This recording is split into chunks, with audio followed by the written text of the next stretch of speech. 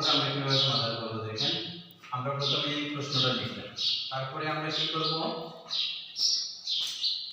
তারপরে আমরা এই প্রশ্নটা লিখব 2 sin square theta plus 3 cos থিটা মাইনাস 3 ইকুয়াল টু 0।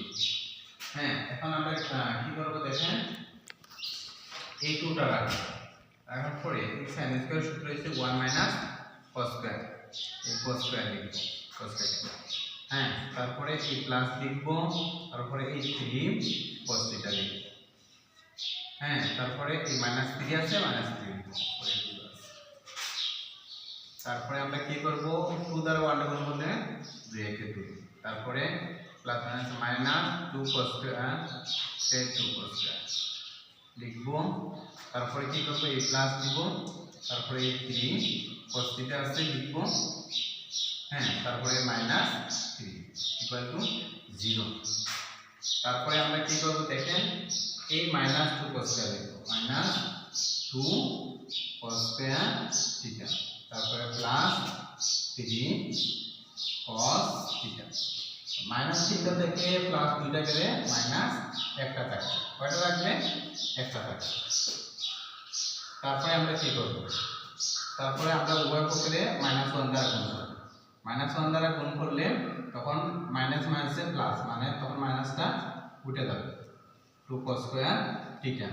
তারপরে প্লাস মাইনাসে মাইনাস 3 cos থিটা, তখন মাইনাস মাইনাসে প্লাস 1 0। তারপরে আমরা কি করব দেখেন, তখন আমরা এটা আমরা এখন উৎপাদক করব, 2 cos স্কয়ার থিটা, তারপরে যেমন 2 একে 2, অর্থাৎ 2 cos থিটা মাইনাস cos থিটা, অর্থাৎ 2টা cos থিটা আর মাইনাস 1টা, এই হলো 3টা cos theta plus 1 equal to 0। তারপরে আমরা কি করব, এখানে কমন নেব, এখানে 2 cos থিটা আছে আর এখানে 2 cos স্কয়ার থিটা আছে, তাহলে 2 cos থিটা কমন নেব। 2 cos থিটা কমন নিলে এখানে থাকবে শুধু cos theta, cos theta common থাকবে। তারপর এখানে কিছু না থাকলে 1 থাকবে, তারপর এখানে মাইনাস আছে, তারপর এখানে যদি আমরা 1 নেই তাহলে থাকবে cos থিটা, নিলাম আমরা cos থিটা। তারপর এখানে প্লাস মাইনাসে মাইনাস 1 দ্বারা 1 দ্বারা করলে 1 ইকুয়াল টু 0। তারপরে আমরা কি করব দেখেন, তারপরে আমরা এই যে cos থিটা মাইনাস 1 এটা থেকে একটা নেব, cos থিটা মাইনাস 1। তারপরে কি আছে, তারপরে আছে 2 cos থিটা আর মাইনাস 1, 2 cos থিটা মাইনাস 1 ইকুয়াল টু 0। তারপরে আমরা কি করব, এটা দ্বারা বোঝায়,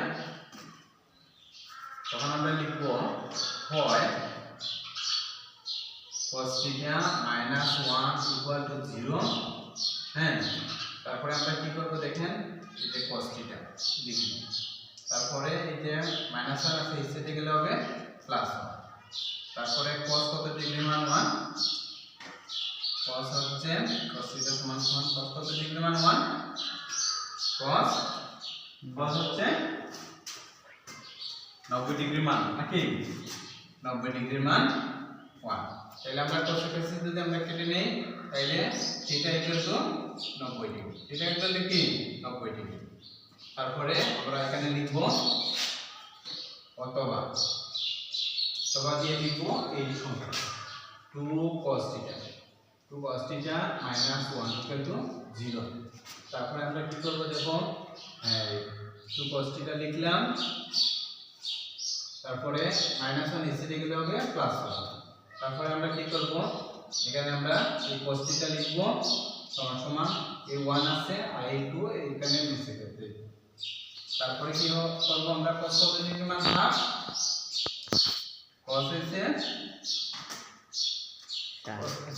60 ডিগ্রি মান হচ্ছে হাফ, 60 ডিগ্রি, cos কাটলে তখন থাকবে থিটা ইকুয়াল টু 60 ডিগ্রি, কত ডিগ্রি 60 ডিগ্রি। তো আমরা জানি থিটা কি হবে, তাহলে 60 ডিগ্রি এটা গ্রহণযোগ্য নয়, তখন থিটা ইকুয়াল টু কত হবে 90 ডিগ্রি হবে। তো সুতরাং থিটা ইকুয়াল টু সূক্ষ্ম কোণ গ্রহণযোগ্য থিটা ইকুয়াল টু 60 ডিগ্রি